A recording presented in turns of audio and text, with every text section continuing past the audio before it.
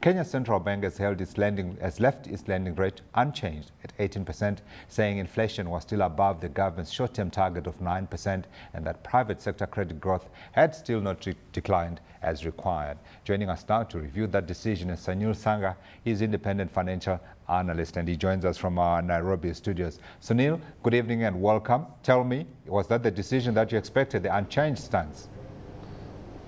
Yes, I think the decision to keep the central bank rate unchanged from the central bank at 18% was largely within the expectations. I think there are four main factors for that. I think the credit growth, as you mentioned, continues to be extremely high, though it has slowed somewhat in the last few months.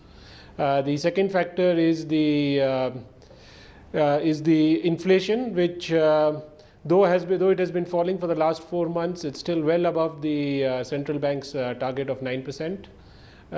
Third factor is the international oil prices, which continues to remain a concern for the central bank and for the economy in general. And any further spike in international prices is going to once again lead to inflation in the economy.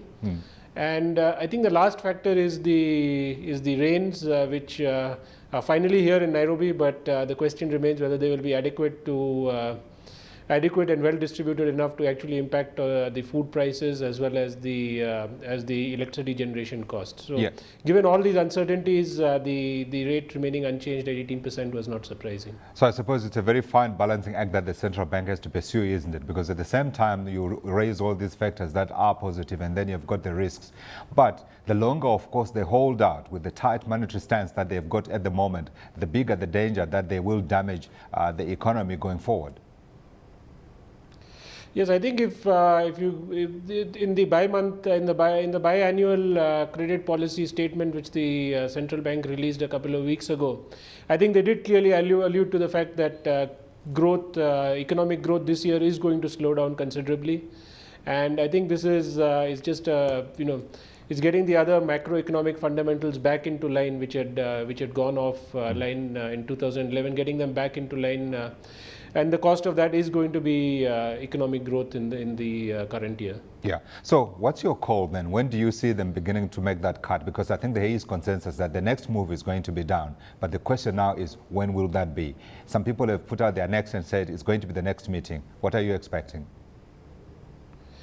I think if provided inflation continues to come down further, we would see probably a small decrease in the rate at the next meeting.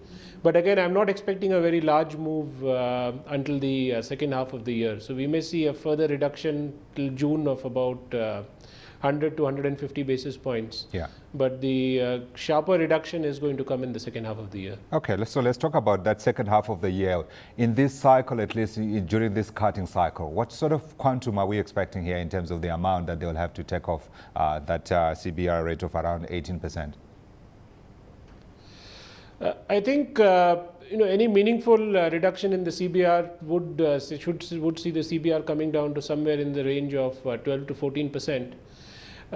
I think we are likely to get it probably towards the end of the third quarter, with other factors, of course, working in the favor of the economy, such as the oil prices and the food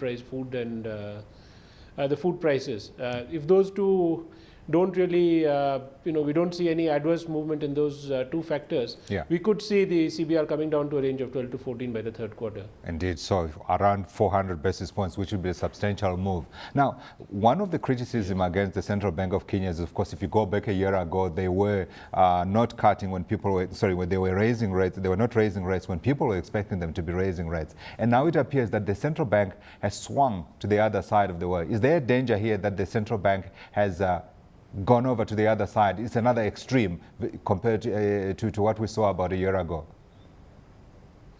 Yes, undoubtedly, I think the central bank was a little bit slow in increasing the rates last year. I think the rate increases should have been paced out much more throughout the year, rather than all being concentrated in the last quarter of the year, where the rates went up from 7% to 18%. Having said that, I think the central bank's hands are very much tied now. Until they've been the finance minister has given them a clear inflation target of 9%. Clearly, we are very far from that, from achieving that target. And June is the date by which the finance minister wanted the inflation to come down by 9%. Looks extremely unlikely to happen now. So, to a certain extent, the central bank's hands are tied, and I do think they'll have to see inflation coming down much closer to the 9% target before they start cutting rates. Yeah. I think the other factor is also credit growth. I think credit growth last year peaked at above 30%, credit growth to the private sector. Yeah. The target set out by the central bank is to bring it down to below 19% by June. Clearly, for that to happen, the monetary policy needs to be tight. Yeah. And I think we will continue to see a tight monetary policy for some time. Yeah, I see you calling the bottom around 14%. Some people are beginning to talk about the potential that we could see rates in the teens, in the high teens, or at least in single digits. Do you see that risk yourself going forward? I don't think we are going to see single-digit rates in 2012. It's unlikely that I think clearly the inflation is sorry. Go on. Yeah, I don't think the inflation will come down to that level, and clearly credit growth is still at very, very high levels, and inflation also has come down, but the pace of decrease has now started slowing. So it's difficult to see inflation also coming into single digits by sometime before the end of the year. So I think we should rule out single digit rates during 2012. Sunil, on that very explicit statement, thank you very much indeed for joining us from our studios in Nairobi.